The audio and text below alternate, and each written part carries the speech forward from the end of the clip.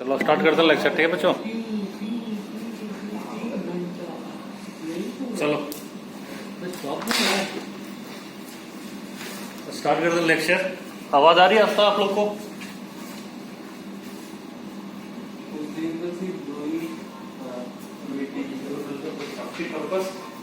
चलो हम लोग लास्ट क्लास क्या किए थे?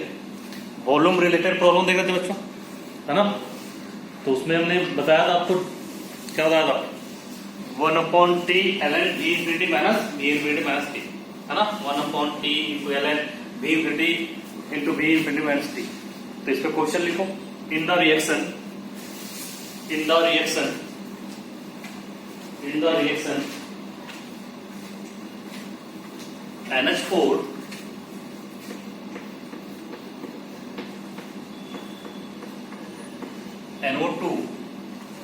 NH4 NO2 aqueous gives you N2। अभी यही पढ़ा था ना रिसेंटली, सुना है नहीं? सुन लो लेबनान में, हाँ? ये जो सुनते नहीं सुनते बताओ, हाँ? अमोनियम नाइट्रेट तो पढ़ा था लेबनान में।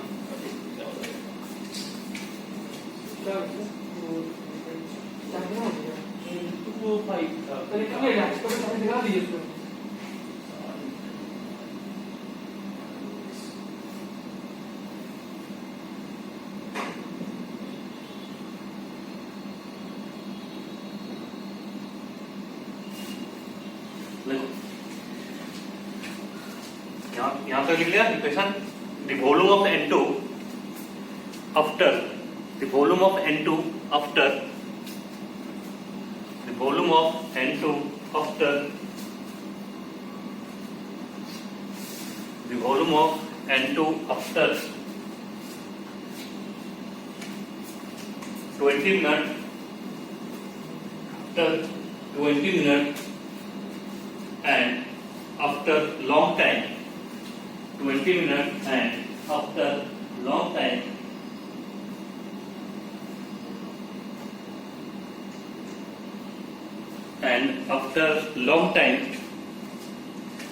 is 40 ml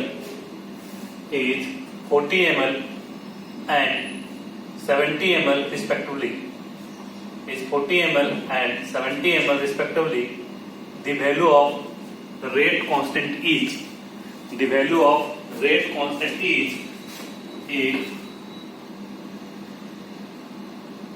1/20 ln 7/4 p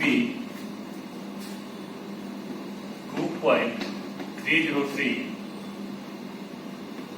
divided by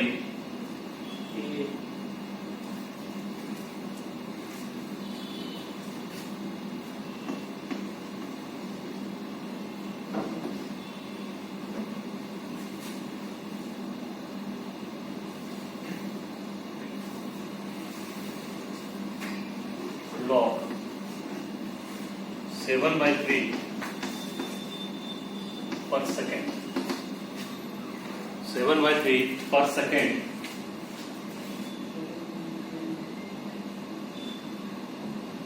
okay, ना बेटा ये आपको दिया यूनिट इसकी पर मिनट है, ठीक है?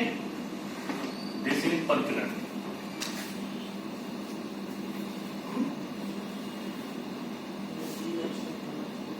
Now C is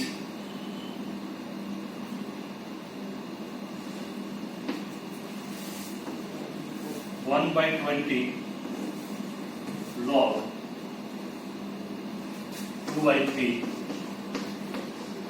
per minute and D is 2.303 divided by 20 into log 11/7 per minute। कौन सा आंसर बोलो?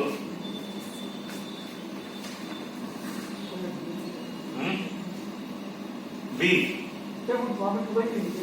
क्या? सी ऑप्शन 1/2 लिखा वहाँ पे। किसमें? सी वाला ऑप्शन पे log 2/2। 1/2 ये तुम्हारा 2.303 डिवाइड बाई कितना मिनट है? 20 है ना? सर 20 into 60 होना चाहिए। हाँ 120 है। 2.303 divide by 120 into log of 7/3 कौन सा आंसर होगा?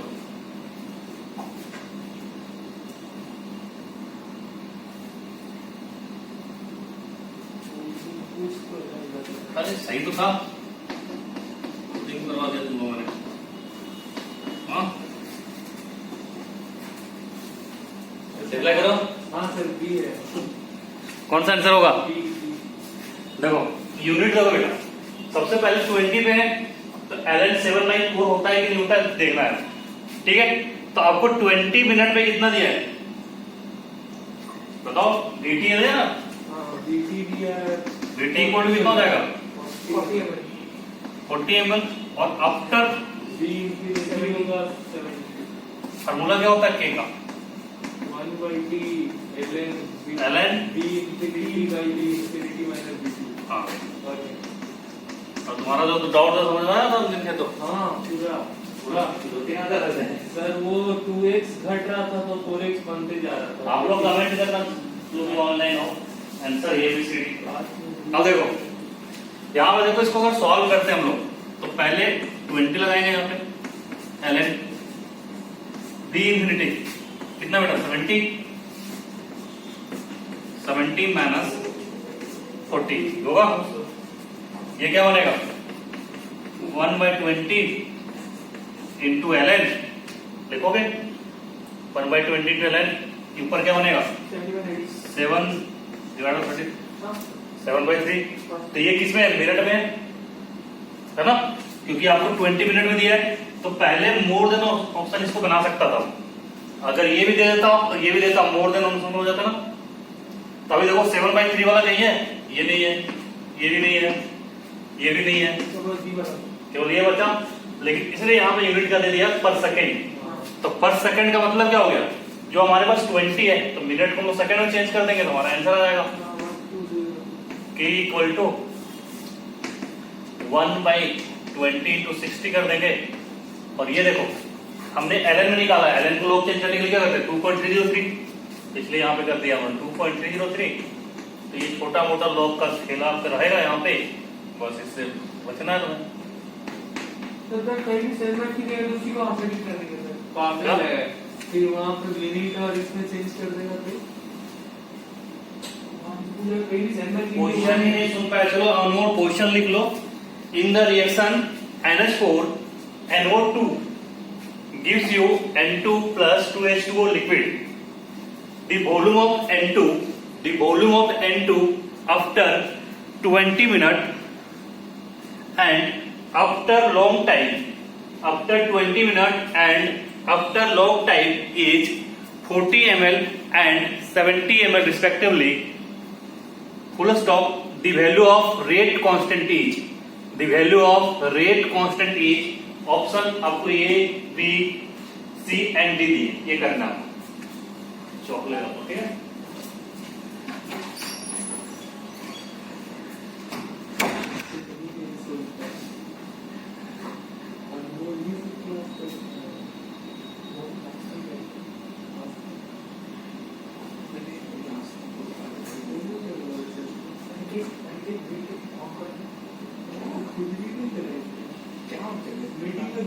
मीटिंग में घुस के देख लो क्या लेकर क्लास सर से पूछ लो।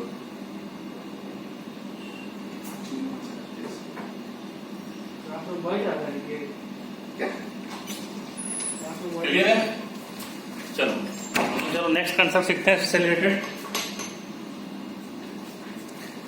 मतलब टाइट्रेशन सुना था नाम? हाँ एक्सपेरिमेंट ही किया लेकिन आज तक समझ में नहीं आया। तो उसमें डालते हैं लोग इमेज इसको पिंक से वाइट करते हैं, आप दूसरे का यहाँ पे देते हैं। चलो तो देखा थर्ड जो मेथड है बेटा, this is your redox titration method. Redox titration method. अब रेडॉक्स मतलब क्या होता है? वैसा रिएक्शन जिसमें ऑक्सीडेशन और रिडक्शन साइमल्टेनियसली टेक्स प्लेस हो, उसे क्या बोलते हैं? रेडॉक्स बोलते हैं बेटा। अब रेडॉक्स टाइट्रेशन में क्या होगा? आपके पास एक नॉन क्वांटिटी होगा, with the help of this non quantity आप अननोन क्वांटिटी होता है उसकी कॉन्सेंट्रेशन निकाल दो, है ना? तो उसको क्या बोलते हैं? टाइट्रेशन। अब इस मेथड का हम लोग यूज कहां करेंगे? Chemical kinetics. तो बेसिकली इस मेथड में क्या करेंगे, हमारे पास जो रिड्यूसिंग एजेंट होता है उसको टाइट्रेट करते हैं किसके थ्रू? ऑक्सीडाइजिंग एजेंट के थ्रू। और ऑक्सीडाइजिंग एजेंट का जो अमाउंट रिक्वायर्ड होगा means in terms of volume आपको गिवन होगा डिफरेंट टाइम इंटरवल, सही है? तो on the basis of this हम लोग क्या करेंगे? काइनेटिक को रीड करेंगे। तो लिखो in this method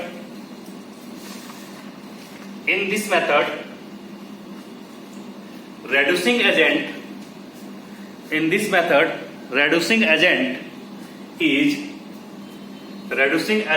is treated with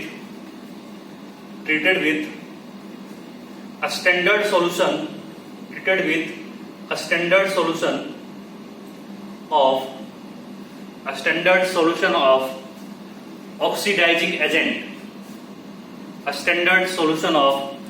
oxidizing agent, full stop. The volume of oxidizing agent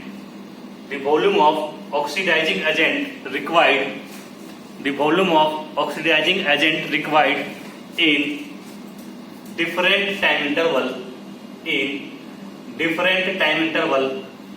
are given in the problem. सही है? वो प्रॉब्लम में आपको दिया होगा, उससे आपको काइनेटिक्स को रीड करना है। चलो देखो, अभी आपने सुना होगा H2O2 हाइड्रोजन पेरोक्साइड होता है ना। अब इसको पता होगा आपको रेड्यूसिंग एजेंट के जैसा भी एक्ट करता है और ऑक्सीडाइजिंग एजेंट के जैसा भी एक्ट करता है। तभी हमने मान लिया कि रेड्यूसिंग एजेंट के जैसा एक्ट करेगा। 2H2O यहाँ पे लगा दो। तो ये रिएक्शन लिखो, इसके काइनेटिक्स को कैसे रीड करेंगे वो आपको लिखना है। यहाँ पे स्पेसिफिक टाइप का क्वेश्चन ही बनेगा, इससे रिलेटेड क्वेश्चन बनेगा, कुछ एल्जेब्रिक क्वेश्चन बनेंगे, तो आपको देखना है बस। 2H2O2 gives 2H2O plus O2, ठीक है? तो लिखो kinetics of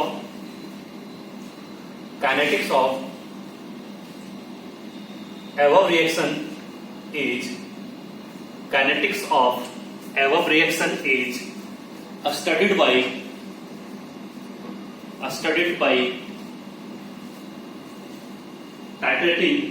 studied by titrating the given reaction mixture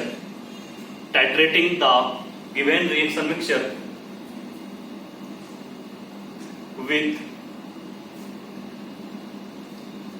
a standard solution of KMnO4। KMnO4 किसका काम करेगा बेटा? ऑक्सीडाइजिंग एजेंट का ना। तो स्टैंडर्ड सॉल्यूशन ऑफ KMnO4 लिख लिया।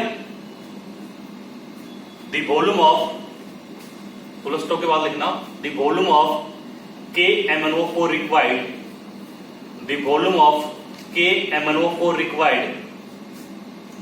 for titration, the volume of KMnO4 required for titration in given time interval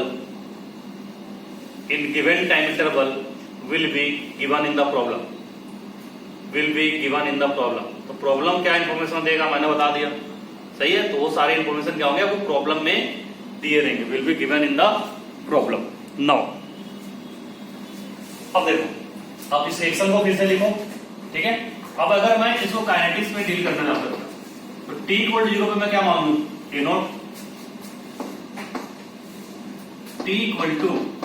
T पे क्या होगा? ये कितना बनेगा? 2x मान लेते हैं तो ये सही रहेगा हमारे लिए। A0 - 2x, ये कितना होगा?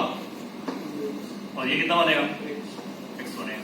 चलो अब इसकी काइनेटिक्स आपको लिखना है। आप क्या लिख देते? K = 1/T ln A0 upon ये वैल्यू A0 - 2x, ये लिख देते हैं। अब मुझे पता है इक्विवेलेंट, आपको कुछ पता है किसी को? इक्विवेलेंट बताओ।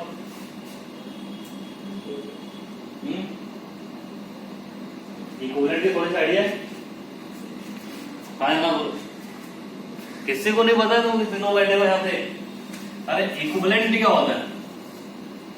अगर नंबर ऑफ इक्विवेलेंट निकालना है बेटा, तो इक्विवेलेंट अपने पास दो फॉर्मूले से निकलते हैं। क्या होता है? नॉर्मलिटी इनटू बोलो होता है, बोलो नंबर ऑफ इक्विवेलेंट, और this is also equal to n into मतलब मोल इनटू क्या लिखते हैं बेटा? n factor, mole into n factor लिख सकते हैं। तो अब यहां पे क्या करना है? आपको दिया हुआ है V नोट, तो मैंने बोला प्रॉब्लम में आपको क्या दिया रहेगा? वॉल्यूम। तो volume used at t equal to 0 बोलेंगे इसको। जो आपका इनिशियल टाइम होगा तो आप वॉल्यूम क्या यूज किया? टाइट्रेशन के। तो वॉल्यूम यूज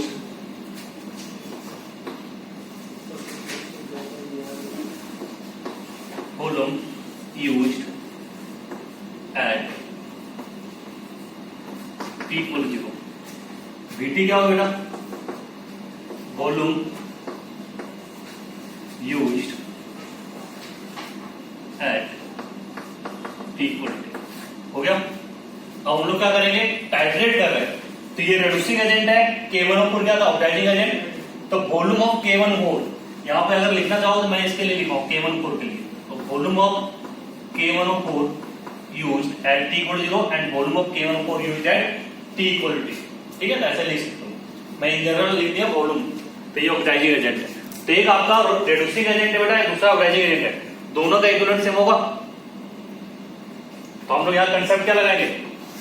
कंसेप्ट लगाएंगे equivalent of reducing agent equal to equivalent of oxidising agent. तो हम लोग बात करें बेटा अभी एट t इक्वल टू 0 पे, तो बताओ t इक्वल टू 0 पे कितना है? अब बोलोगे सर a नोट दिख रहा है, तो मैं इससे इसकी n फैक्टर को मल्टीप्लाई कर देता हूं, तो मुझे क्या मिल जाएगा? इक्विवेलेंट मिल जाएगा। जब कहां पे है? n इंटू n फैक्टर है ना, तो इससे क्या होगा? मल्टीप्लाई करोगे तो आपको क्या मिल जाएगा? इक्विवेलेंट मिल जाएगा। क्लियर है? देखो ये वाला n इंटू n फैक्टर, तो मोल आपके पास है a नोट, तो मैं एट t इक्वल टू 0 क्या लिखूं यहां पे? a note n2 n factor, this is nothing but normality into v note. तो K1O4 का यूज कर दोस्तों, लेटर सपोज मैंने नॉर्मलिटी कितना मान लिया? क्या मान लिया मैंने? n। सही है, तो वो हमेशा वो सेम रहेगा, क्योंकि जब तुम प्रैक्टिकल करते होगे तो एक आपके पास जो देता होगा तो उसमें लिखा रहता था, देखना कभी 2 नॉर्मल K1O4 लिखा रहता है, फिर आप क्या करते हो? उसमें ड्रॉप डाउन डालते हो, तो वही चीज यहाँ पे कर रहे हैं। तो नॉर्मलिटी तो फिक्स रहेगा, 2 नॉर्मल, 5 नॉर्मल, 0.1 नॉर्मल, कुछ भी फिक्स रहेगा, इसलिए हमने यहाँ पे NB नोट लिखा। अब देखो इस जगह में आप क्या लिखोगे? At t equal to t बेटा। अब कितना हो चुका है? a nought minus 2x। अब ये भी H2O2 है, इसका भी n फैक्टर सेम रहेगा बेटा, into n factor, this is nothing but n into क्या लिखोगे? VT होगा। तो वॉल्यूम एट t क्या यूज कर रहे हो? VT यूज कर रहे हो। अपने को रिक्वायर्ड किसका था? मैंने बोला जब भी मैंने आपको कल पढ़ाया था, जब लास्ट क्लास में रहता तो उसमें monitor of the progress of reaction पढ़ाया था, तो आपने क्या बोला था? जब भी प्रोग्रेस ऑफ रिएक्शन को मॉनिटर करना है, इनके प्लेस पे आप क्या पुट कर सकते हो? इनके प्लेस पे in terms of volume put कर सकते हो। तब आ चुका है। तो this is your equation number 1, this is your equation number 2। Divide करो बेटा, इक्वेशन 1 डिवाइड बाई इक्वेशन 2। देखो क्या बन गया? a note divide by a nought minus 2x, divide करके आ जाएगा, और ये n से n कैंसिल हो जाएगा, this is nothing but v note by dt। Relation generate हो गया। तो यहां पे हम लोग क्या करेंगे? इसके प्लेस पे बेटा इस ये वाली वैल्यू पुट कर देंगे, है ना। तो हमारा k का है रिलेशन, तो k इक्वल टू क्या लिखोगे? 1 by t ln v note by dt ना, सीधा सीधा। बताओ कोई प्रॉब्लम यहां तक किसी को? पूछ लो जल्दी से।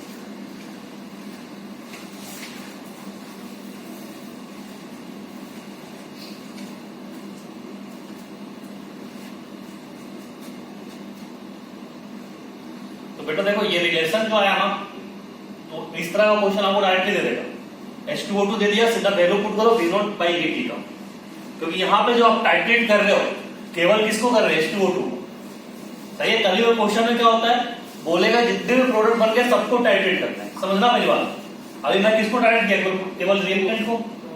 अब प्रोडक्ट बेटा ये बन गया तो वो बोल देगा सबका इनफैक्टर इतना इतना है। सपोज मानो एक का 1 है, दूसरे का 2 है, तीसरे का 3 है, तो 1:2:3 के फॉर्म में दिया है। तो आप क्या करोगे, जो मैं सेकंड स्टेप किया बेटा, सेकंड स्टेप में प्रोडक्ट आया, तो अब देखो कौन कौन सा यूज होगा। ये तो यूज होगा ना, साथ में क्या होगा, 2x इंटू उसका इनफैक्टर प्लस x इंटू उसका इनफैक्टर इक्वल टू दिस। तो यहां से आप क्या निकालोगे, ए नोट की वैल्यू, और यहां से क्या निकालोगे, x की वैल्यू। तो जैसे ही आपको ए नोट और x की वैल्यू आ गया, सीधा धड़ से पुट करो यहाँ पे, जो भी आपका बनेगा यहाँ पे। मैं भी यहाँ पे अगर 3 रखा था, ए नोट बने 3x बनता, तो उसके साथ हमें क्या मिल जाएगा, रिलेशन मिल जाएगा। चलो देखते हैं उस टाइप का क्वेश्चन, जल्दी से कॉपी करो, इसको कॉपी कर ले। चलो क्या समझ में आया n-factor.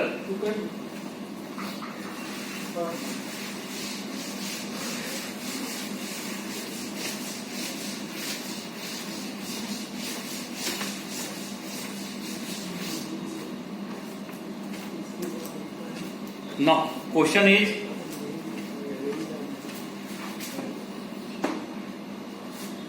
two A gives you 4B plus 3C. लिखो जल्दी। 2A gives you 4B plus 3C. 4B plus 3C.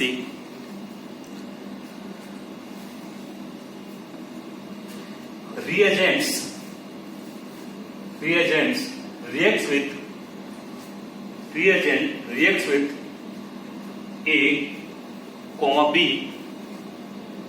as well as C. A, B as well as C. मतलब बेटा जो आपके पास टाइट्रेट के लिए यूज कर रहे हो, तो आपका A से भी रिएक्ट कर रहा है, B से भी कर रहा हो, C से भी रिएक्ट कर रहा है। समझ आया? इसका मतलब ये। And their n factor are in the ratio 2:2, and their n factor are in the ratio 2:3:5. 2:3:5, ठीक है। ड्राइव एक्सप्रेशन फॉर K, ऐसा क्वेश्चन आता है ड्राइव करने वाला काइनेटिक्स में। Drive expression for K IIT भी देगा, जेईई मेंस भी देगा। एक्सप्रेशन फॉर K, ठीक है। अब आपको दिया है if V not equal to volume required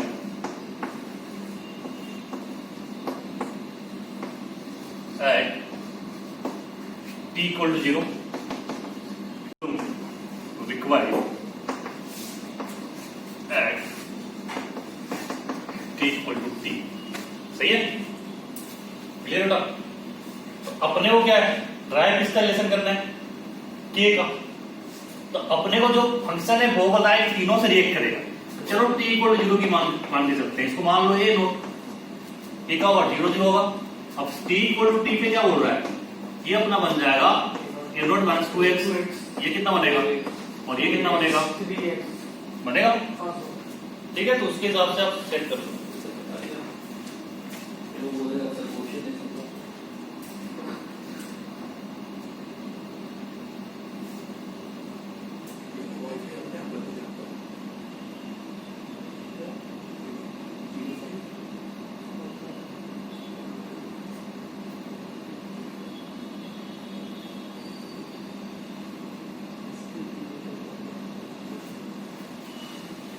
चलो छोड़ो। अब यहाँ पे देखो क्या हो रहा है कि आपका जब सबका रिएक्शन दिया हुआ ना ये, उसका हम लोग को बोल रहा है डी नोट है, तो हम लोग इक्विवेलेंट यूज करेंगे। तो यहाँ पे कंसेप्ट क्या लोगे, equivalent of reducing agent equal to equivalent of oxidising agent. सही है। तो यहाँ पे रिलेशन जो होगा बेटा,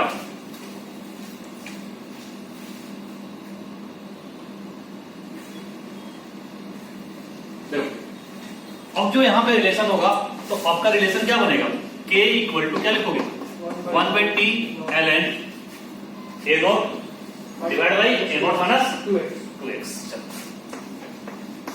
अब हमें क्या करना है, इसको रिप्लेस किससे करना है बेटा, VT ऑफ V नॉट, मकसद यही है ना। तो अगर t इक्वल टू 0 है तो t इक्वल टू 0 पे क्या होगा, एट t इक्वल टू 0 बताओ क्या होगा।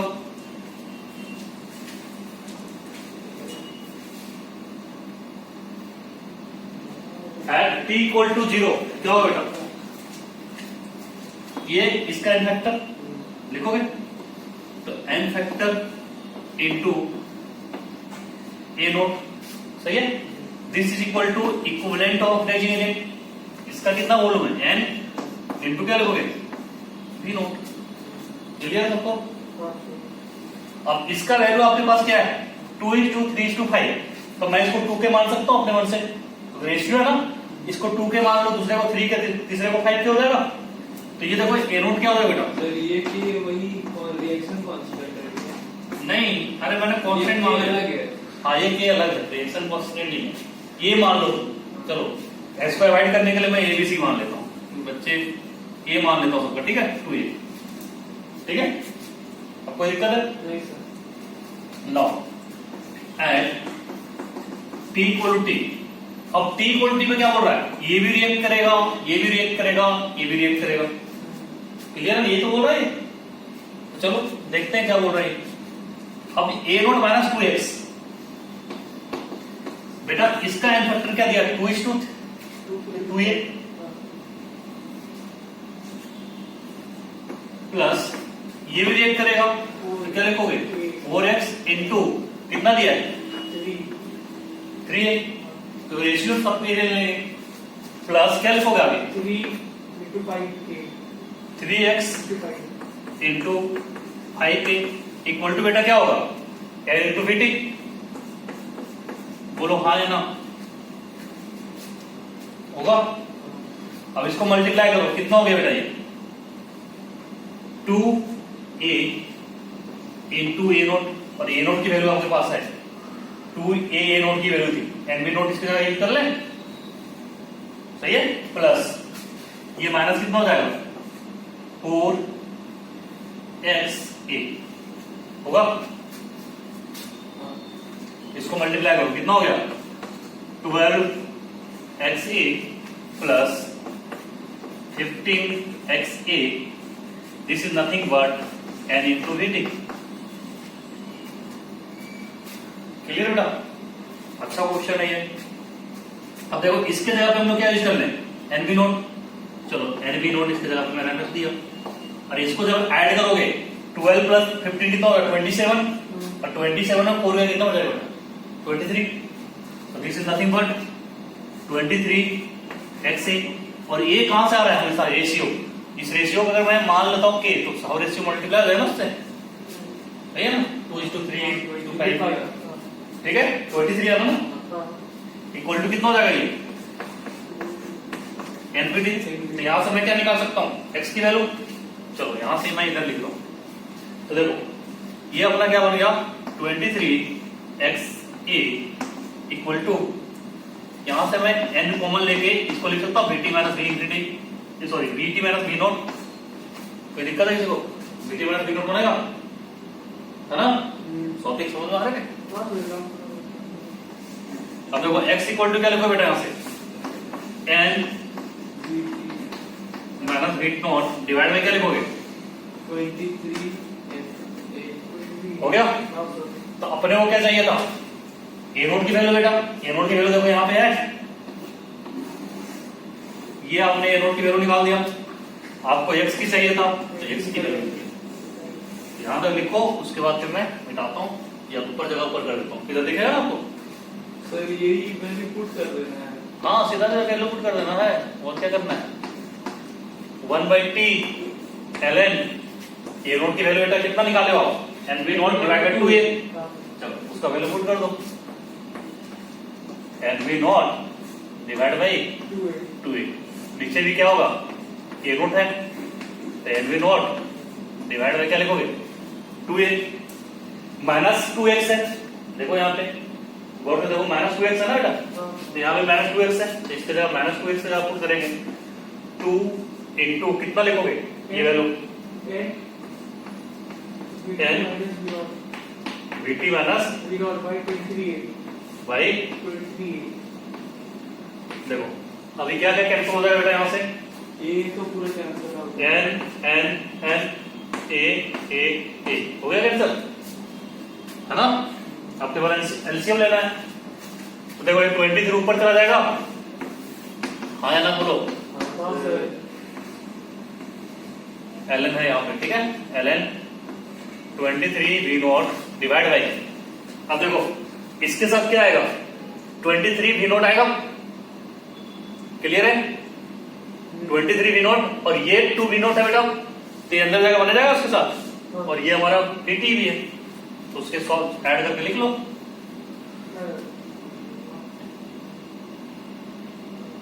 कितना हो जाएगा ये 27 v नॉट माइनस 4 bt, देखो तो ये आ रहा ना, हाँ सर।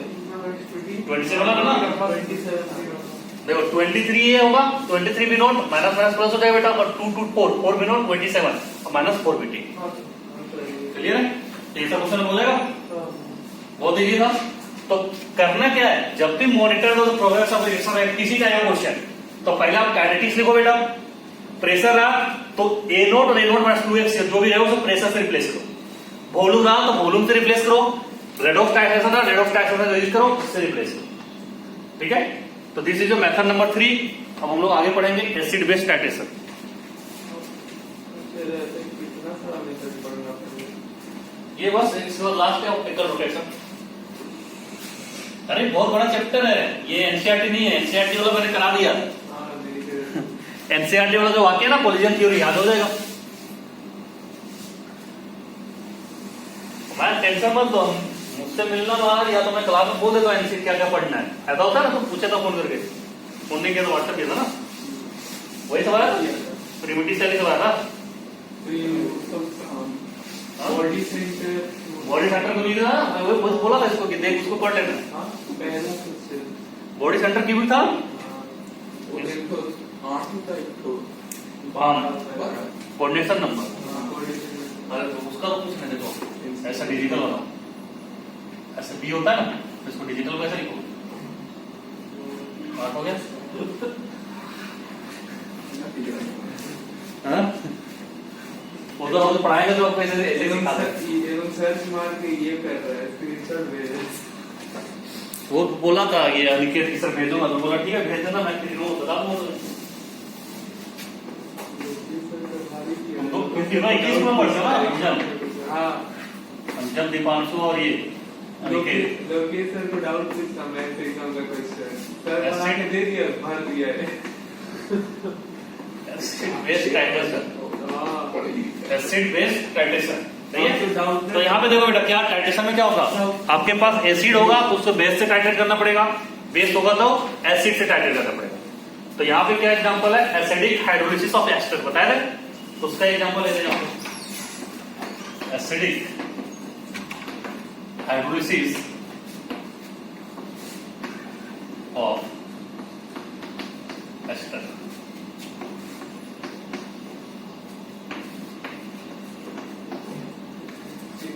CH3 COO C2H5 होता है प्लस H2O, क्या बोलता है सोचे आ रहा है, CH3 COO H plus C2H5 ये बने बेटा, आ रहा है ना।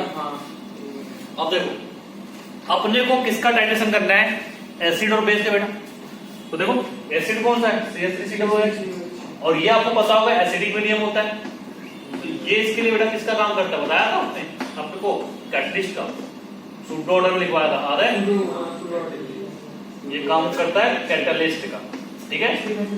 तो इसका भी हमें क्या करना पड़ेगा, टाइट्रेशन करना पड़ेगा, और साथ में क्या करना पड़ेगा, एसिड वाले का टाइट्रेशन करना पड़ेगा। तो एसिड तो क्या होता है, हाथ रखना, आज के बाद कभी भूलना मत, मैंने वॉल्यूम जब स्टार्ट किया तभी समझाया था, रिएक्टेंट जो अपने रिएक्शन में होता है बेटा वो T = 0 पे होता है, और किस पे होता है, T = T पे होता है। तो अभी जो हमने इसके पहले पढ़ाया आपको रेडॉक्स टाइट्रेशन, वो किसके बेसिस पर कर रहे थे? रिएक्टेंट के बेसिस पे। तो इसलिए हमने क्या लिया था? T इक्वल टू 0 और T इक्वल टू T लिया। लेकिन जो प्रोडक्ट होता है वो आपका स्टार्ट होता है T इक्वल टू T से और T इक्वल टू इंफिनिटी तक होता है कि नहीं? क्लियर है? तो इसलिए यहाँ पे क्या करेंगे, लेकिन यहाँ पे एसिड भी है तो यहाँ T0 इक्वल टू 0 से भी स्टार्ट करना पड़ेगा, क्योंकि इसका भी टाइट्रेशन करोगे ना, और ये हर जगह मौजूद होगा। T इक्वल टू T पे भी होगा, T इक्वल टू इंफिनिटी भी होगा। सही है? तो चलो इसकी काइनेटिक्स को रीड करते हैं। तो अगर हम T इक्वल टू T की बात करें तो आप क्या लिखोगे? A नोट, इसको छोड़ दो, कोई दिक्कत नहीं है, वाटर से हमें पता नहीं, कुछ नहीं करना है। अगर मैं T इक्वल टू 0, इसका क्या लिखोगे? A नोट माइनस x बेटा, ये कितना बनेगा? x, ये भी x। अगर मैं T इक्वल टू इंफिनिटी की बात करूं, रिएक्शन पूरा खत्म। देखो 1:1 का रिएक्शन है, जवाब नहीं लगाना, तुम तो गड़बड़ करते हो। यहाँ पे 2 था ना उस दिन, तो 2 से इसका कितना बन रहा है? ये बन रहा है ना, 1 बन रहा है। तो ये 1 से 1 बन रहा है, तो 0 से कितना बनेगा? ये 0 खत्म हो गया, A नोट से कितना बनेगा? A note. बस लिखो, उसके बाद लिखो जल्दी से।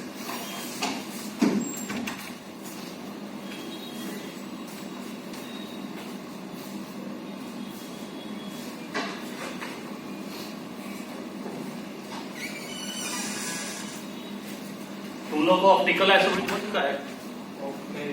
मुझे तो बहुत मेहनत लगेगा लास्ट नेक्स्ट बार समझाने में। ऑप्टिकल नहीं, रेसेमिक मिक्सिएशन नहीं हुआ है?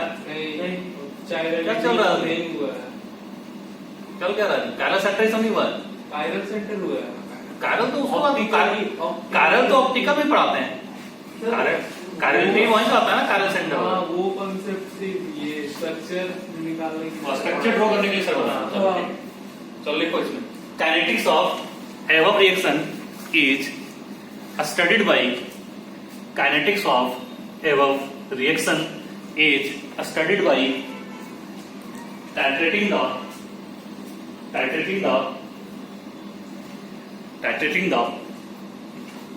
given reaction mixture, titrating the given reaction mixture, titrating the given reaction mixture with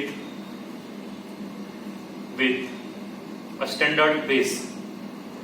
क्यों बेटा? क्योंकि ये एसिड है, देखो एसिड है ना ये, इसलिए बेस लिखो आगे full stop. The volume of base required,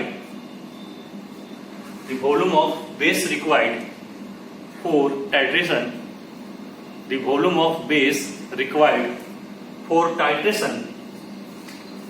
titration at given time interval, volume of base required for titration at given time interval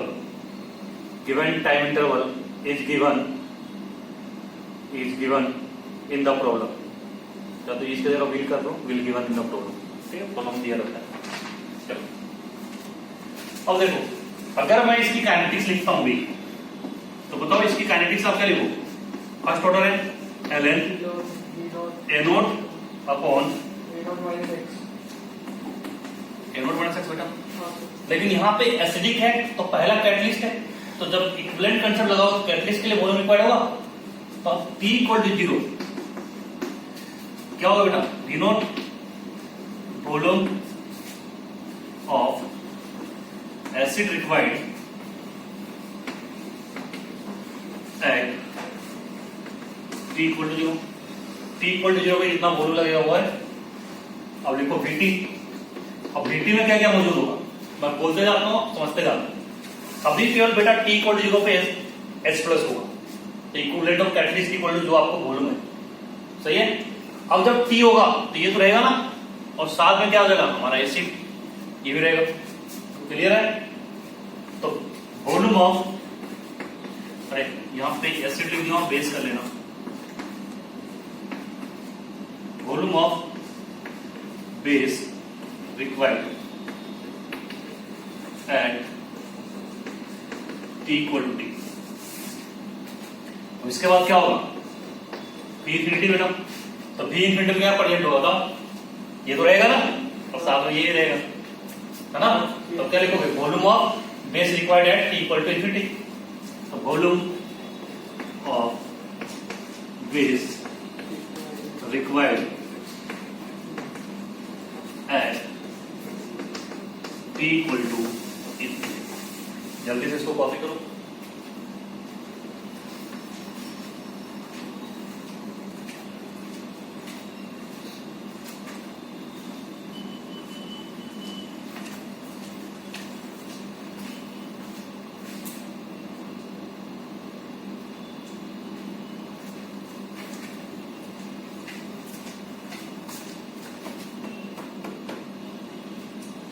अच्छा से कलर होता है।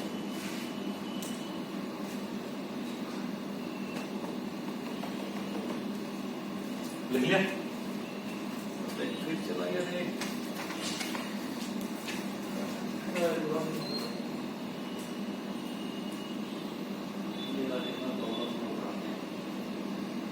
सर यहाँ बीसी का ब्रॉडबैंड हाई कैसे होता है?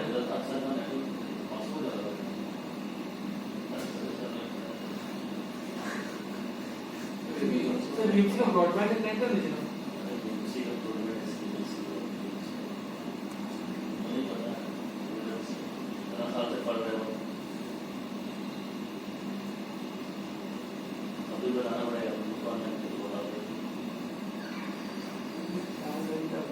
एक मूवी डाउनलोड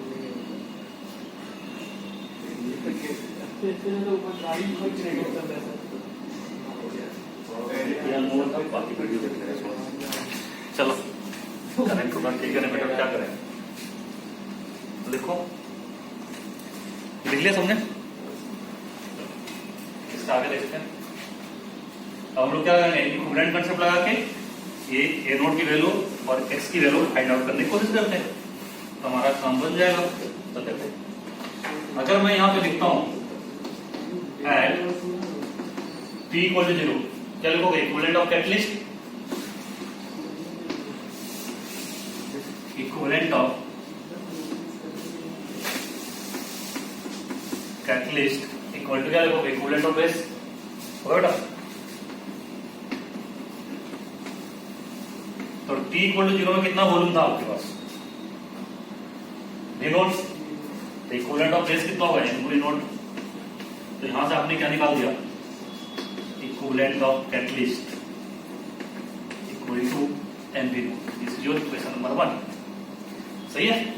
अब हम बात करते हैं at t equal to t। क्या था बेटा? इक्विवेलेंट ऑफ कैटलिस्ट रहेगा, इक्विवेलेंट ऑफ कैटलिस्ट प्लस क्या लिखोगे? इक्विवेलेंट ऑफ क्या रह गया? एसिड है बेटा, है ना? Equivalent of acid equal to equivalent of base होगा। तो यहां पे देखो, इक्विवेलेंट ऑफ कैटलिस्ट की जगह क्या निकाल दोगे आप? N V naught. देखो ध्यान से, एनवी नोट है बेटा।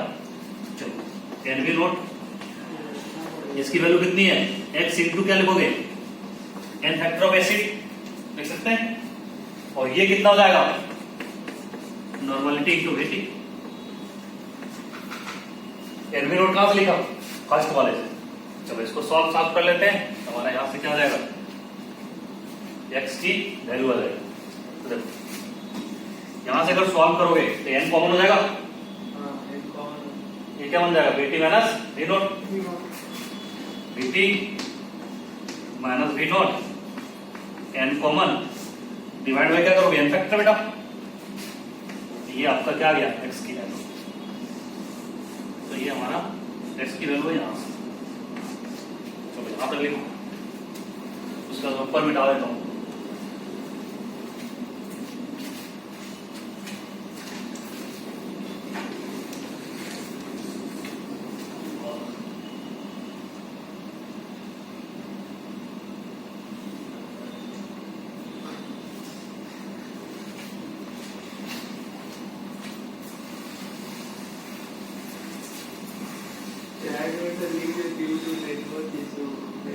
recorded lecture हाँ सर,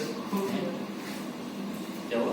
चैट मेरी की है कि नेटवर्क इशू की वजह से रिकॉर्ड मैं चैट भी नहीं कर सकता ना, मोबाइल में रिकॉर्डिंग करना है।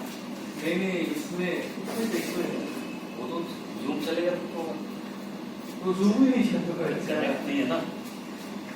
अब देखो at t equal to infinity, ठीक है बेटा? तो t इक्वल टू इन्फिनिटी क्या हो जाएगा? इक्विवेलेंट ऑफ कैटलिस्ट ये हो रहेगा equivalent of catalyst plus equivalent of acid equal to क्या लिखोगे equivalent of base equal to equivalent of base. तो देखो इक्विवेलेंट ऑफ कैटलिस्ट कितना बेटा फिर से एनवी नोट। अब बताओ इस समय एसिड कितना है ए नोट है ना। देखो रिएक्शन ए नोट इनटू इसका N factor this is nothing but N into base कितना चाहिए आपको इंफिनिटी चाहिए। तो यहां से हम लोग क्या निकाल लेंगे ए नोट की वैल्यू निकाल लेंगे। तो जरा बताओ ए नोट की वैल्यू कितनी आई। देखो वी इंफिनिटी इसको इस साइड ले जाएंगे इनटू एन डिवाइड बाई तो ये आप किसका आ गया ए नोट। तो आपको जो रिक्वायरमेंट था वो मिल चुका है ना। आपको रिक्वायरमेंट किसका था ए नोट का और एक्स का तो हमने निकाल दिया वैल्यू। अब इनकी वैल्यू पुट पाट करेंगे तो मैं यहीं पे पुट कर देता हूँ ठीक है। तो ये हमारा इक्वेशन है तो मैं इनकी वैल्यू यहां से इधर पुट करता हूँ। तो अपना क्या equation k equal to A naught upon A naught minus X बेटा इसके जगह हम पुट करते हैं। तो k इक्वल टू क्या हो जाएगा 1/t ln इसके जगह क्या लिखोगे अभी ए नोट की वैल्यू आ चुका है ना आपके पास v infinity minus v not into n divide by n factor इसको मिटा देता हूं। फिर से इस v infinity v not into n divide by n factor minus का ये पूरा value vt minus v not into n divide by n factor है ना। तो देखो हाँ vt minus v naught divide by n into n factor. देखो अभी आपका क्या हो रहा है यहां से आपका कैंसल आउट हो जा रहा है कुछ कर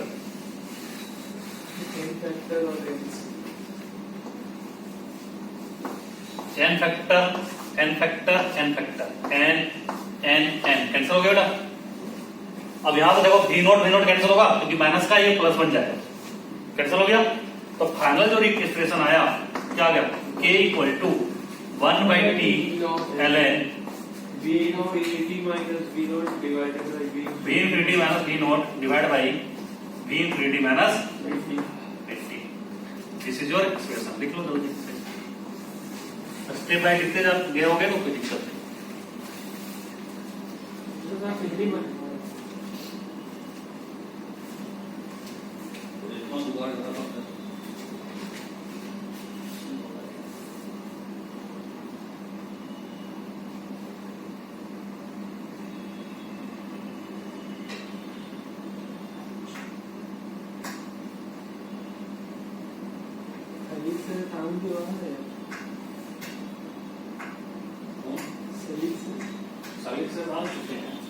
नेक्स्ट फ्रिक्शन का क्लास वही क्लास लिख लिया तुमने सोते हाँ सब काम करना इसको जल्दी इसको सलवाया ना चीजें पूरा। तो ऐसे ही एसिड बेस टाइट्रेशन तो कर देते हैं एसिड बेस टाइट्रेशन तो नहीं कर देते ना।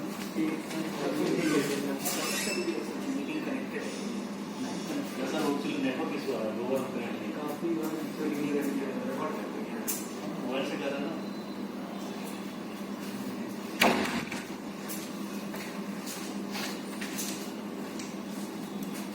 तो हो गया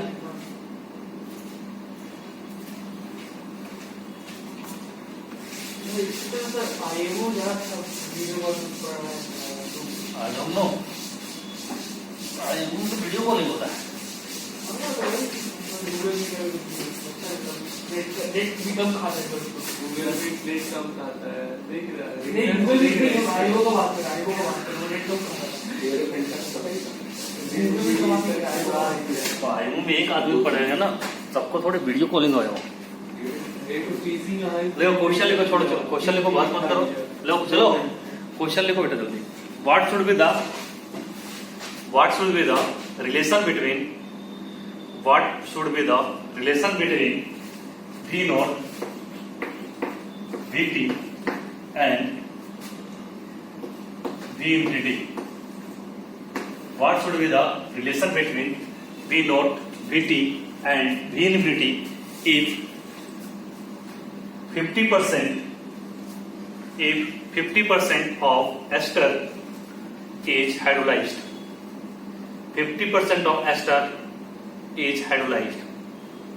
क्या होगा रिलेशन? समझ में आया कुछ?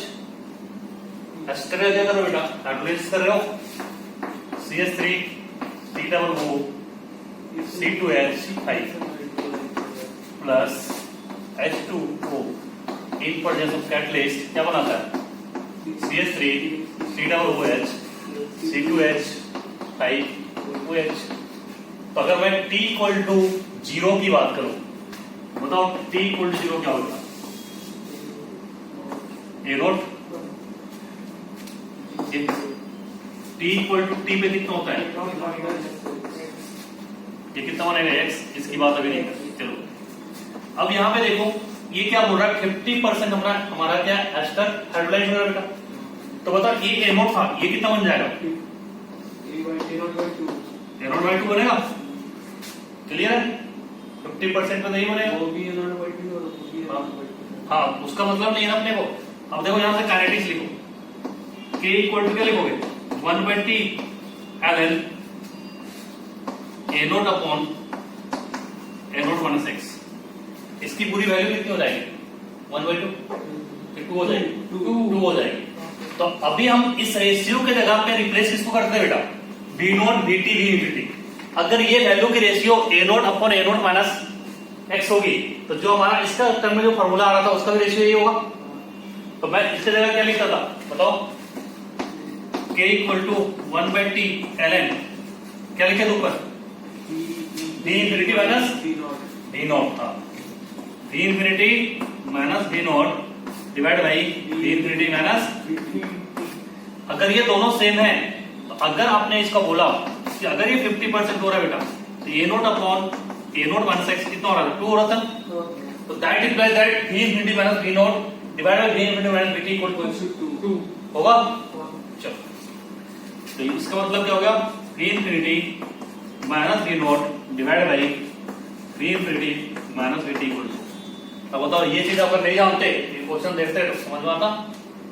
बिल्कुल भी नहीं समझ में आता. इसको सॉल्व कर सकते हैं हम लोग? सॉल्व कर लो. कितना बन गया इधर? V infinity minus V not equal to 2V infinity minus 2Vt. चलो Vt को इधर ले लेते हैं.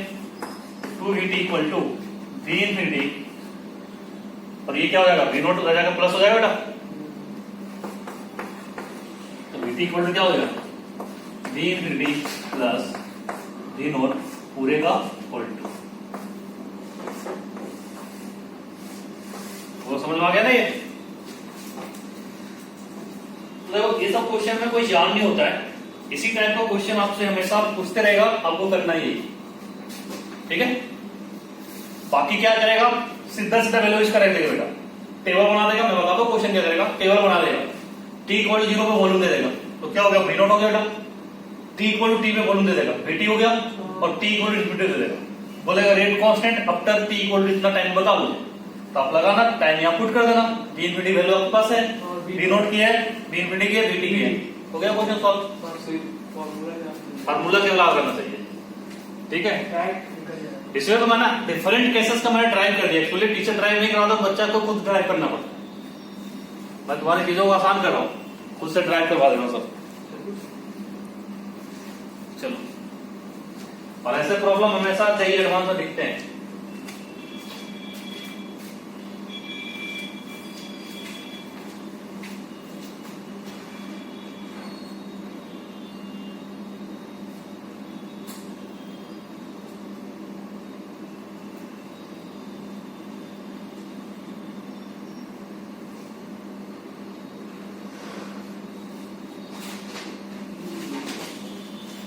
चलो, this is your all about fourth method हमने पढ़ लिया बेटा. अब देखो fifth method, optical rotation method. इसमें भी क्या जानते हो? इसका शुरू भाई, अगर ये फॉर्मूला आपने याद रख लिया तो ये अपने आप काम बन जाएगा. ठीक है? इसी का जुड़वा भाई, केवल नाम अलग है, ऑप्टिकल रोटेशन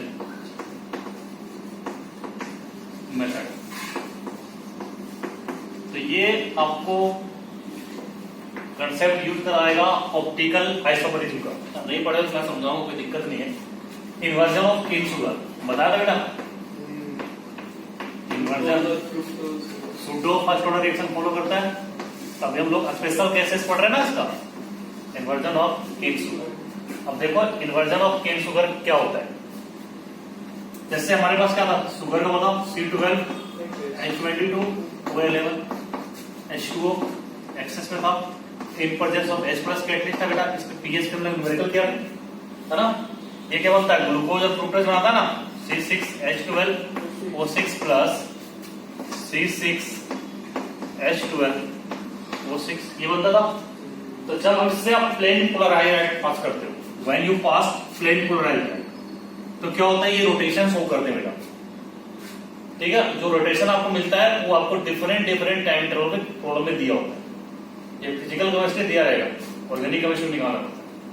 ठीक है, तो यहाँ पे अब अगर हमने प्लेन पोलराइज्ड लाइट, पीपीएल मतलब प्लेन पोलराइज्ड लाइट,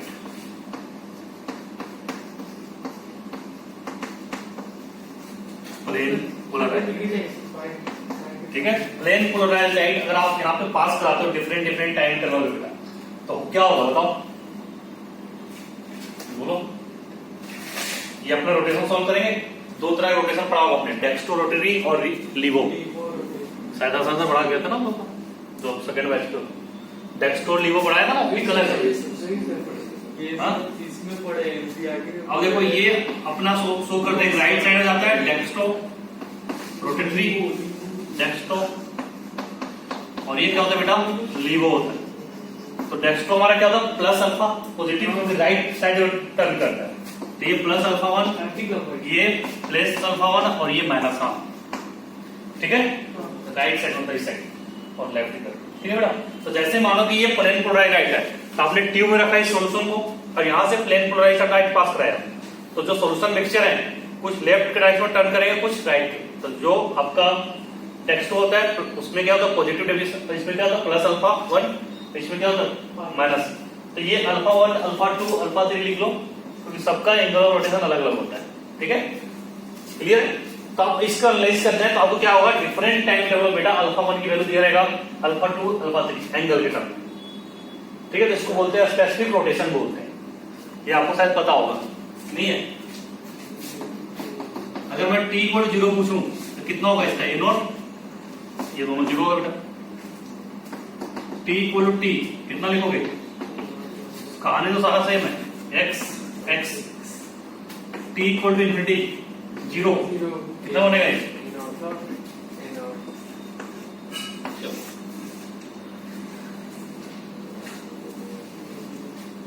है ना सही। अब तो समझ आ रहा तुम्हें।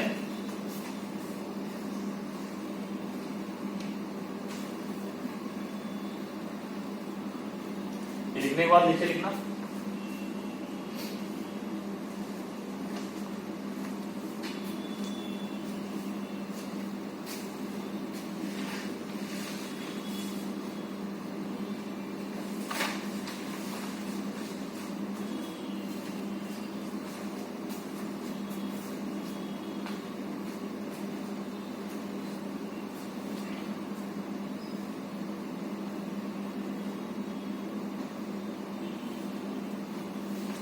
नीचे लिखो बेटा, काइनेटिक्स ऑफ, लिखा भी, काइनेटिक्स ऑफ एवं reaction is studied by, kinetics of एवं reaction is studied by passing, एवं reaction is studied by passing plane polarised light, by passing plane polarised light, bracket में आप पीपीएल लिख सकते हो शॉर्ट में, plane polarised light in given reaction mixture, in given reaction mixture, in given reaction mixture and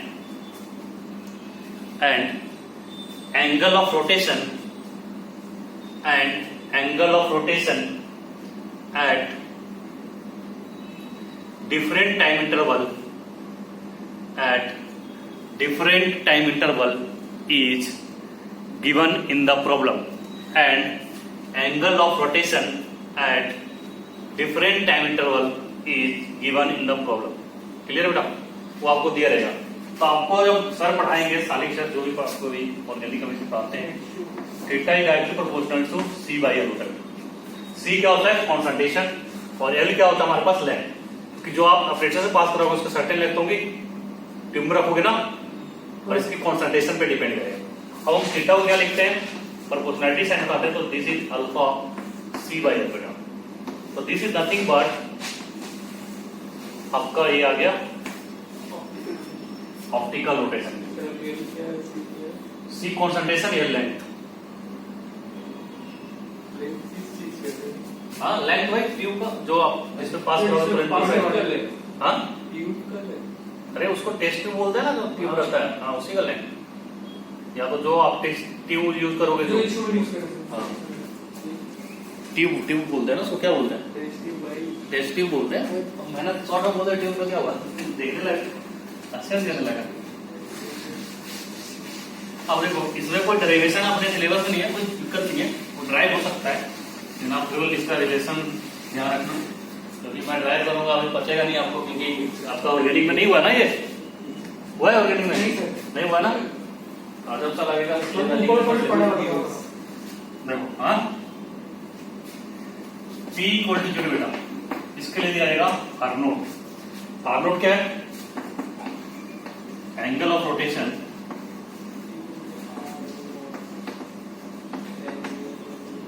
eight T equal to T equal to 0। अब आपको दिया रहेगा T इक्वल टू T और T, this is your angle of rotation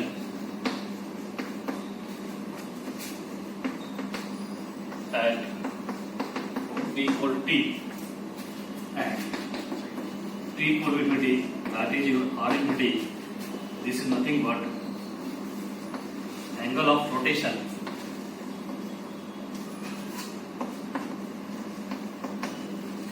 at T equal to infinity.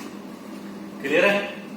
तो जब आप इसकी value put करोगे तो आपका रिलेशन आ जाएगा K equal to 1 by T ln। उसमें क्या था बेटा? V इंफिनिटी मैंने प्रिंट आउट था, जुड़ो भाई दोनों। यहाँ पे क्या होगा? R infinity minus R naught divide में क्या करोगे? R infinity minus RT।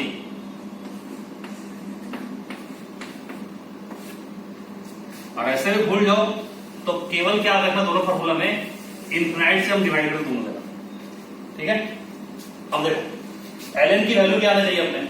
ऊपर वाली बड़ी आनी चाहिए, नीचे वाली छोटी आनी चाहिए। अभी हमारा आंसर आया था ना, एक में हमने किया था b equal to b equal to minus t। ठीक है, आपको क्या आना चाहिए? बड़ी और छोटी आनी चाहिए। तो समझ में आया? तो जो आर नोट की वैल्यू है उसको सब्ट्रैक्ट करो, बड़ी आएगी, आर टी की वैल्यू सब्ट्रैक्ट करो, छोटी आएगी। समझ में? तो आर नोट आर टी उसके साथ पुट कर देना। क्लियर है?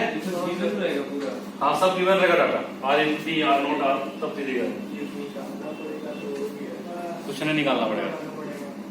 निकालना बोले ना ऑर्गेनिक केमिस्ट्री में, ये सब theta equal to alpha plus C by L, इतना नहीं तुम्हें करवाएगा।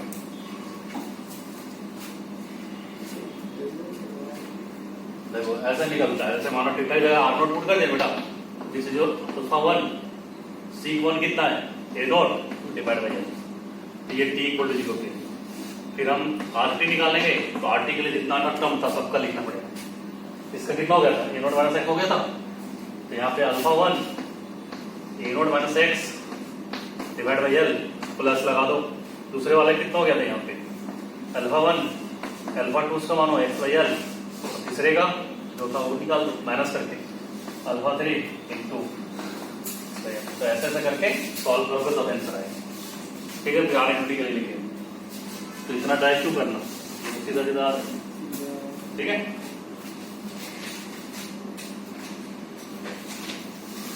तो this is all about progress of monitoring of equation. तो ये हमारा खत्म हो गया। अब हम लोग थर्ड पढ़ा में आगे चैप्टर के इफेक्ट ऑफ टेम्परेचर। ठीक है, यहाँ पर तुम लोग का जेई मेन तो भर भर के क्वेश्चन आता है। इसमें इलेक्ट्रोकेमिस्ट्री में थर्मोडायनेमिक्स था, thermodynamics of cell.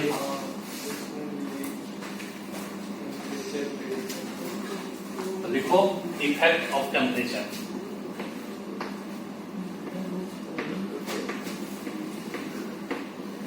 Effect of temperature ये हमारा थर्ड था ना, मैंने ऐसे भी आपको बताया था।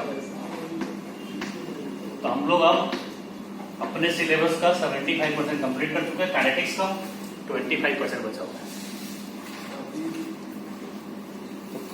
कितना 7वां लेक्चर तो है बेटा, ये 7वां 8वां होगा, और वो भी नहीं देख रहा, चौथा चैप्टर कंप्लीट होने वाला अपना। काइनेटिक्स में ही एक कॉपी बन जाएगा। तो वो तो उतना पढ़ लोगे ना, पूरा जेई मेंस क्लियर हो जाएगा। मेरा केवल नोट्स पढ़ के जाना, और केवल प्रॉब्लम थोड़ा सा प्रैक्टिस कर लो, आराम से हो जाएगा। इफेक्ट ऑफ टेम्परेचर तो लिखो, on increasing temperature rate of reaction increases, on increasing temperature rate of reaction increases, and rate of reaction increases, and it is found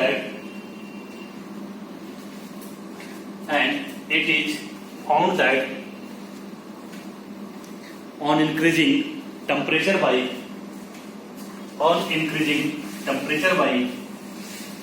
10 degree, on increasing temperature by 10 degree, rate of reaction increased by 2 to 3 times, 2 to 3 times। देख लिया?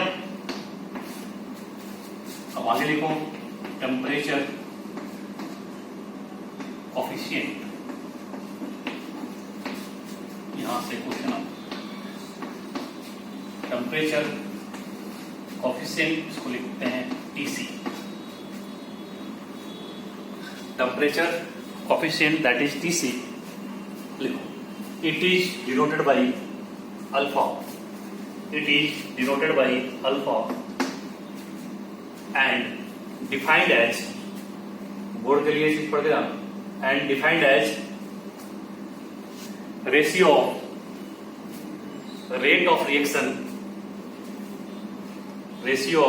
rate of reaction at two different temperature, and defined as ratio of rate of reaction at two different temperature differ by 10 degree centigrade, समझा बेटा? Differ कितना होना चाहिए? 10 degree centigrade से। तो जो हमारा यहां से आ गया टेम्परेचर कोफिशिएंट, अभी हमने बोला इसको डिनोट कैसे करते बेटा? अल्फा से। तो this equal to alpha equal to temperature difference कितना है? 10 का। तो मानो नीचे आपने T लिखा है बेटा टेम्परेचर, तो ये जो डिफरेंस होगा दोनों का T+10 होगा। यहां पे क्या होगा? T+10 divide by RT। अरे सोते तेरा दोस्त आजकल कहाँ सुधा के तलाश में क्या हो? तेरा दोस्त है ना एक हमारे यहाँ, जैसे बेटा देखो एग्जांपल, कौन है? यस खन्ना। देखो बेटा अब कैसा रहेगा फॉर एग्जांपल, अगर ये R25 है, ध्यान दो R25 और 35 तो क्या होगा बेटा? अल्फा। और ये हमने बताया कि अगर 10 डिग्री आप बढ़ाते हो तो अल्फा कहां से कहां तक वेरी करता है? 2 से 3 तक। सही है? अब मैं समझाता हूं, देखो अगर बेटा मैं इसकी रेट R फिक्स करता हूं, क्या फिक्स करता हूं? R। तो R35 कितना होगा? अल्फा। अब 35 का अल्फा आपको मिल चुका है, तो फिर 10 का डिफरेंस हो, अगर मैं 45 में निकालने बोलूंगा तो R45 डिवाइड बाय 35 करोगे इक्वल टू फिर से अल्फा। 35 में कितना आ चुका है? अल्फा। तो कितना हो जाएगा? Alpha square. तो आपको दिख रहा पहला अल्फा, दूसरा अल्फा, तीसरा अल्फा स्क्वायर। तो देखो जीपी में आ रहा है, आ रहा है ना? तो उस तरह से हम लोग क्या करेंगे, इसको निकाल सकते हैं जीपी के अनुसार से। तो चलो क्वेश्चन लिखते हैं इसमें जल्दी से, लिखो। If rate of reaction at 25 degree centigrade is, और if rate of reaction at 25 degree centigrade is R and temperature coefficient is alpha,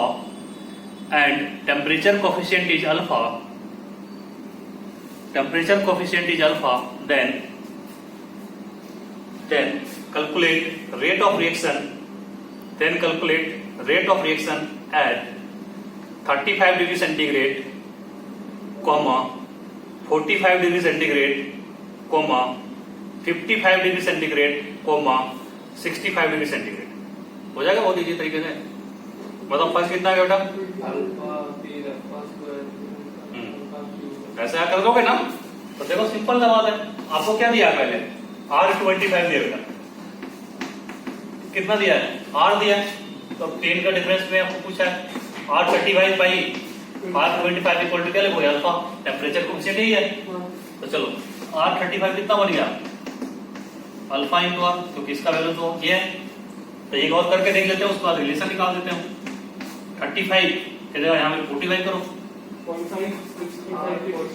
R45 divide by 35 equal to फिर से अल्फा बेटा होगा, 10 का डिफरेंस है तो, है ना? तो इसके जगह पे मुझे R45 निकालना है, और अभी हमने इसके वैल्यू निकाले कितना? Alpha, R equal to alpha. तो यहाँ देखो सबसे क्या बन गया? इन तीनों में रिलेशन देखो, अल्फा, अल्फा आर और अल्फा स्क्वायर आर। किसमें ये दिख रहा ना? क्लियर सबको? आर से आर कैंसिल हो गया, यहाँ से जीपी बन रहा है ना? सेकंड वाले से आर से आर कैंसिल, तो अल्फा आपका ही है। तो ये अल्फा आर हो गया ना ये, और ये इसका तो आर था। तो अगर हम यहां से देखें, यहां से R, alpha R, alpha square, ऐसा सीरीज बन रहा ना? सही है। तो अल्फा का क्या रहा है? कॉमन रेशियो, तो कॉमन रेशियो ही अल्फा, और ये किसमें हो गया बेटा? जीपी में। तो अब इसका जो टर्म आएगा, क्या पूछा था? R55 जो टर्म उससे अल्फा मल्टीप्लाई कर देते थे अल्फा की, और डायरेक्ट लिख दो। तो ऐसा क्वेश्चन रहेगा, हमेशा डायरेक्ट लिखना। ये क्या हो जाएगा? अल्फा 4 की पावर आर। तो इसमें क्वेश्चन सीधा आपको ये ना पूछ के आपसे क्वेश्चन क्या पूछ देता?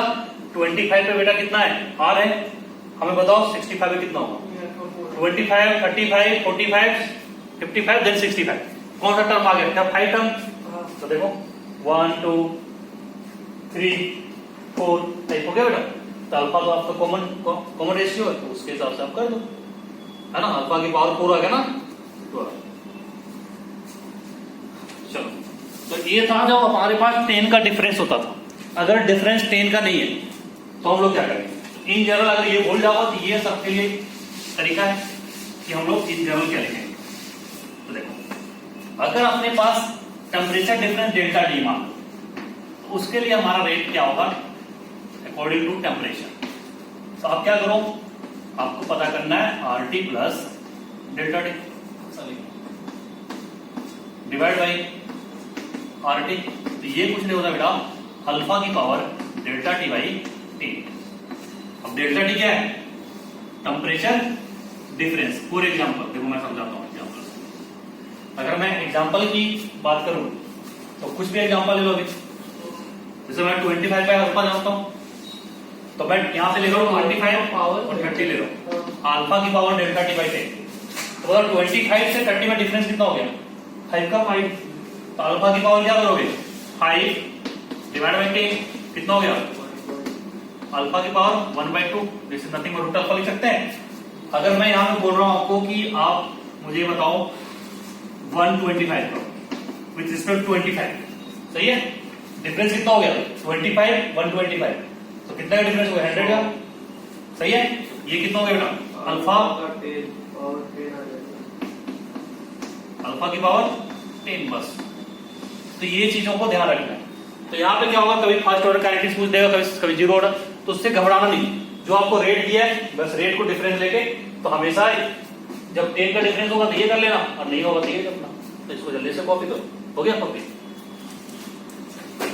चलो क्वेश्चन लिखो एक अच्छा सा क्वेश्चन है। Two first order reaction TW two first order reaction have same rate at 25 degree centigrade.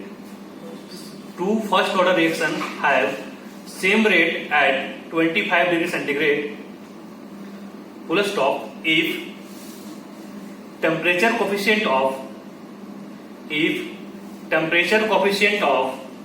first is 2, if temperature coefficient of first is 2 and second is 3, if temperature coefficient of first is 2 and second is 3, full stop, then calculate ratio of rate of reaction at 75 degree centigrade। 25 में दोनों का same है, अब calculate करना है ratio of rate of reaction at 75 degree centigrade. Okay clear? 2 का power 4 by 3 का power 4, 2 का पावर 3 की पावर होल 5, 2 डिवाइड बाई 3 की पावर होल 5 आएगा। पहले सॉल्व करो। देखो कभी भी क्वेश्चन को ऐसे हल्के में मत लो। देखो अभी अब इसमें से क्या बोल रहा है बेटा, ऊपर कितना है 75 है, चलो ऊपर 75, ये किसके लिए है, केस 1 के लिए। नीचे कितना है बेटा 25। अब बताओ इन दोनों का क्या होता है t प्लस डेल्टा टी, तो डेल्टा टी कितना है दोनों का डिफरेंस, 75 में से 25 सब्ट्रैक्ट करो कितना हो गया 50 हो गया। डिवाइड में क्या लिख देते 10, और आपको अल्फा की वैल्यू पता है, दिया हुआ कितना दिया हुआ है बताओ तो 2 की power 5। This is for first case, तो this is your equation number 1। बहुत आसान क्वेश्चन होता है हाँ केस 2। ध्यान देखना जो भी हम जीपी वाला कर रहा है पूछा है, ये भी पूछा है।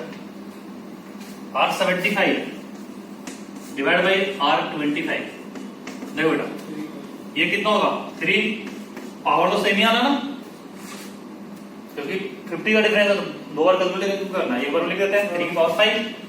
This is your equation number 2। दोनों को डिवाइड करो, ये तो कटेगा 25 सेम है। क्वेश्चन क्या करेगा, मे भी 25 वाला कर देगा, ज्यादा कैलकुलेशन कराना है तो यहाँ 75 था यहाँ 65 पूछ लेगा, और क्या पूछ सकता है वो। समझाया? R75 of 1 divide by R75 of 2, ये लिख सकते हैं ना। This is nothing but 2 divide by 3 की पावर 5। क्लियर है? आंसर आ गया।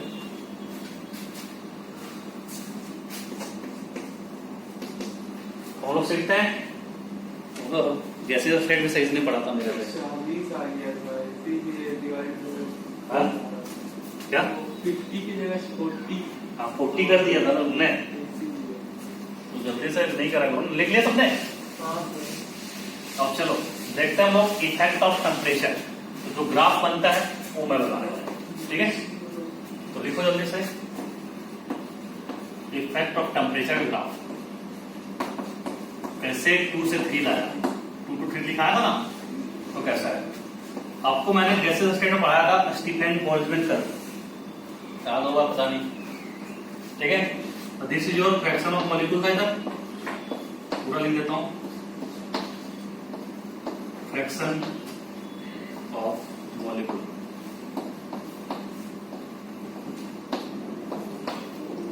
तो मैंने इस ग्राफ लिखाया था, आपको करवाया था, सौते गा रहा है, सब कुछ ग्राफ करवाया था, डंबल ठीक है। हाँ सर, तो ऐसे लिख के रखना। दिस इज योर एनर्जी, ये जो होता है हमारा इसके कोरस्पॉन्डिंग आता है ER, एनर्जी ऑफ रिएक्टेंट बोलते हैं इसको, लिख के लिखो। This is your energy of reactant,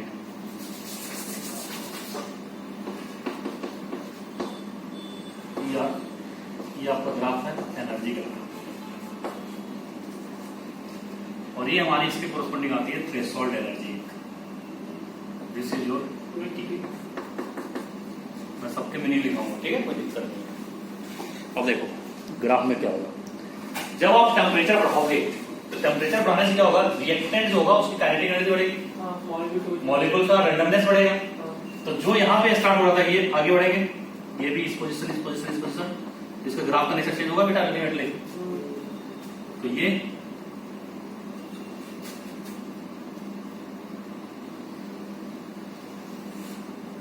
इस नेचर का हो जाएगा।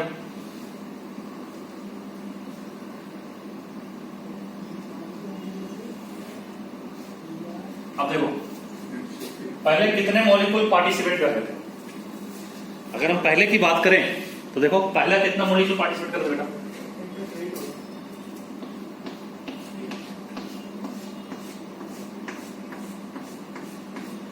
ये पार्टिसिपेट कर रहा था पहले, तो मैं इसको लिख रहा हूं fraction of molecule participates in reaction. अब जब आपका ग्राफ ये हो गया तो ये सारे जो मॉलिक्यूल आए एक्स्ट्रा, मैं इसको उस लाइन से निकालता हूं, ये सारे मॉलिक्यूल जो एक्स्ट्रा आए बेटा ये तो पार्टिसिपेट कर रहा था, अब जैसे ही आपने टेम्परेचर बढ़ाया तो ये भी पार्टिसिपेट करने लगे ना।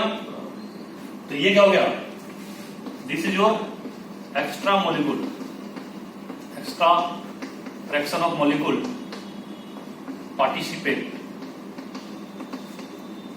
इन रिएक्शन। तो अल्टीमेटली क्या होगा, आपका जो रिएक्शन था उसका रेट क्या होगा, बढ़ गया। ठीक है, अब जो इसको ग्राफ देखा गया तो इसको मेजर किया गया, तो ये जो ग्राफ और इसका एरिया है ये इसके जस्ट 2 to 3 टाइम, मतलब ये पहले एरिया मानो ये था, अब एरिया क्या होगा बेटा, ये पूरा होगा। तो ये पूरा एरिया है, या तो डबल आ रहा था या तो ट्रिपल आ रहा था, इसलिए हमने लिखा 2 to 3 के रेंज में वेरी करता है। समझ रहा है, तो ग्राफ से एरिया निकाल सकते हो, मैथमेटिक्स का स्टूडेंट हो है ना। अब देखो ER हमारा क्या है उसके बारे में लिख लो।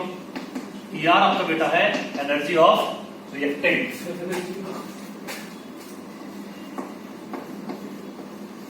एनर्जी ऑफ रिएक्टेंट, ठीक है। ET आपका है थ्रेशोल्ड एनर्जी, आप सबके बारे में लिखाएंगे भी। और ये आपका बेटा ये, इसको हम लोग बोलते हैं एक्टिवेशन एनर्जी, क्या बोलते हैं, एक्टिवेशन एनर्जी। ये इक्वल टू एक्टिवेशन एनर्जी, सही है, दिस इज योर एक्टिवेशन। जल्दी से ये ग्राफ कॉपी करो, उसको पढ़ाते हैं आगे।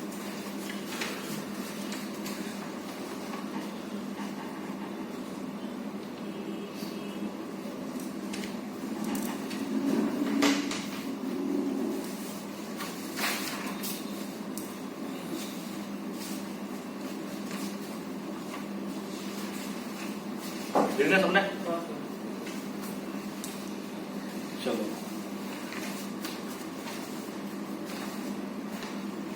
हम कोलिजन थ्योरी स्टार्ट करेंगे। तो देखो हेडिंग इफेक्टिव कोलिजन थ्योरी, मिटाओ इसको आपको।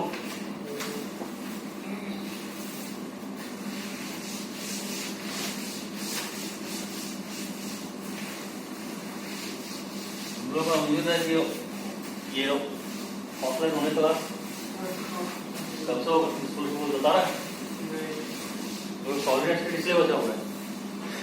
सॉलिड स्टेट तो हम लोग स्कूल में हो गया है, और सॉलिड स्टेट में विजुअलाइजेशन करना होता है ना, तो वो तो 3D फिगर्स तुम्हें दिखाया होंगे जब बीएमसी में कर रहा हो, तो एक तो नहीं ना।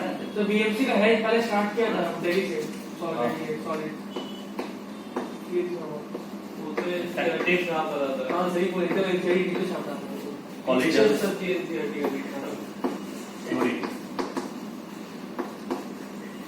अब देखो इफेक्टिव कॉलिजन थ्योरी क्या होता है बेटा, अगर मैं बाइनरी कॉलिजन की बात करूं तो आपके पास क्या होगा, 2 मॉलिक्यूल होगा, A2 प्लस B2 आपको क्या बनाएगा 2AB।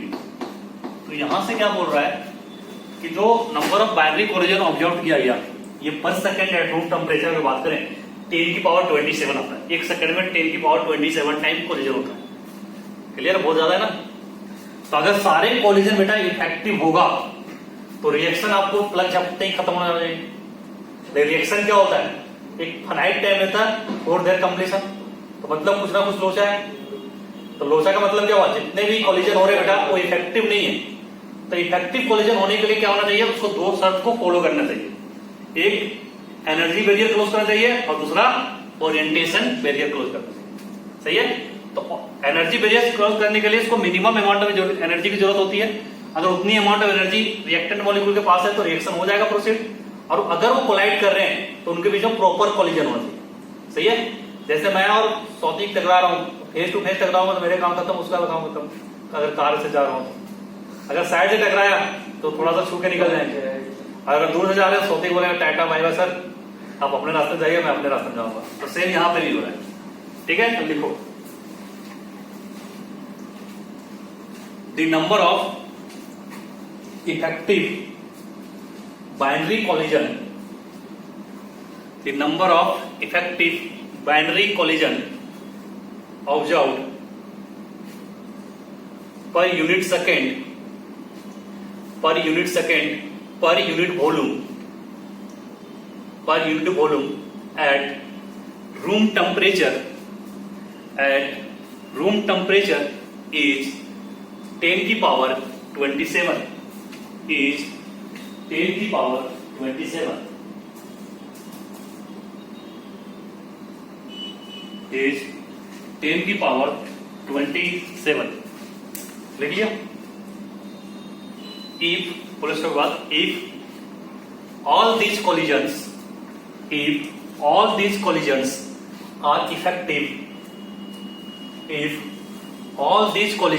are effective, then reaction should be completed within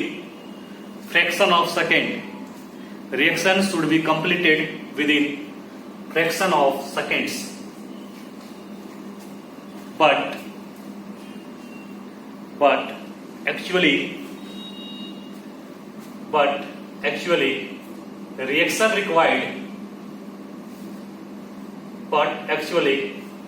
required finite time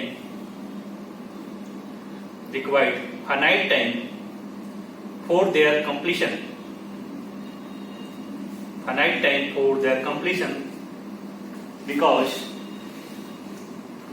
Because most of the collisions are non-effective. इसलिए इसका नाम क्या पड़ा, इफेक्टिव कॉलिजन थ्योरी। अब पैराग्राफ चेंज करो बेटा, उसके बाद लिखो for collision to be effective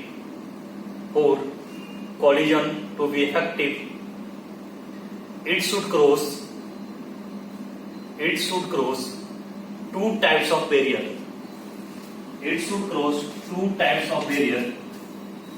First is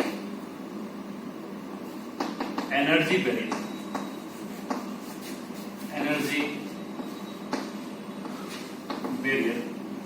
and second is orientation barrier.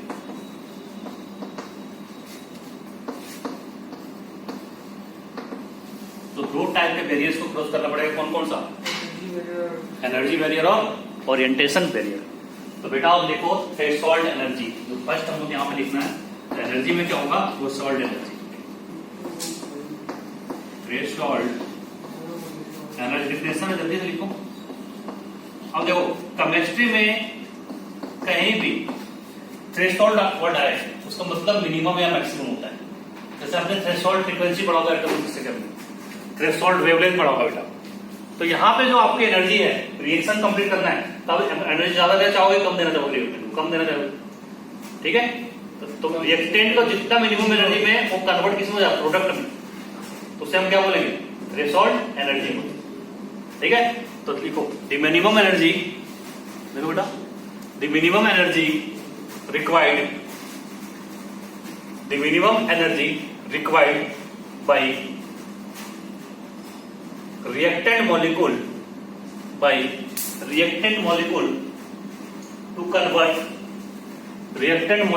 to convert into product is known as threshold energy full stop.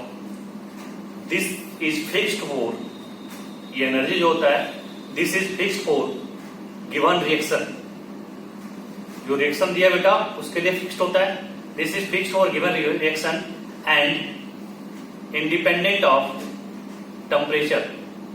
Temperature पे थ्रेशोल्ड एनर्जी डिपेंड नहीं करता and independent of temperature. सही है. And different for different reaction. Different for different reaction. तो threshold energy आपको क्या बता रहा है? वो मिनिमम एनर्जी जिसमें आपका रिएक्टेंट प्रोडक्ट में कन्वर्ट हो जाए तो उसे को हम लोग क्या बोलेंगे?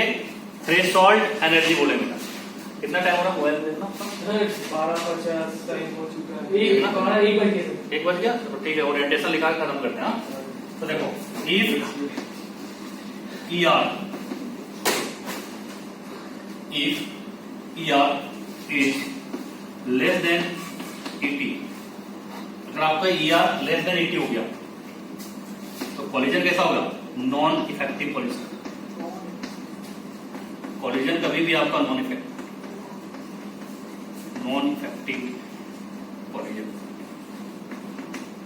सही है. कॉलिजन आपका कैसा होगा? Non effective. If ER is greater than equal to ET तो मिनिमम एनर्जी आपको कितना देगा? थ्रेशोल्ड बेटा.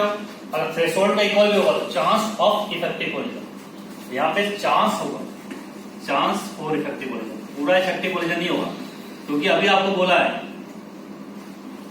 कि दोनों बैरियर को बेटा फॉलो करना पड़ेगा. Chance for effective collision. तो आप समय नहीं है मेरे पास, कल दूसरा लिख लो, ओरिएंटेशन बैरियर. बस इसको मैं ओरिएंटेशन बैरियर को नेक्स्ट क्लास में समझाऊंगा. ठीक है. केवल इसका डेफिनेशन लिखो, orientation barrier.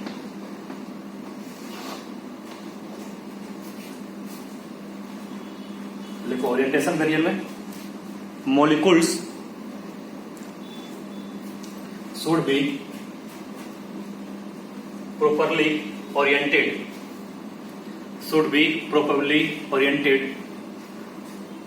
for maximum properly oriented for maximum impact. सही है. तो मॉलिक्यूल का ओरिएंटेशन क्या होना चाहिए? प्रॉपर होना चाहिए मैक्सिमम इम्पैक्ट के लिए. तो मैं समझाऊंगा कैसे ओरिएंटेशन होना चाहिए डायग्राम बना के, और इससे रिलेटेड क्वेश्चन को करेंगे. और नेक्स्ट क्लास में हम लोग क्या पढ़ेंगे? Concept of activation energy, Arrhenius equation, effect of catalyst, mechanism of reaction. ठीक है. तो खत्म हो जाएगा. चलो, थैंक यू.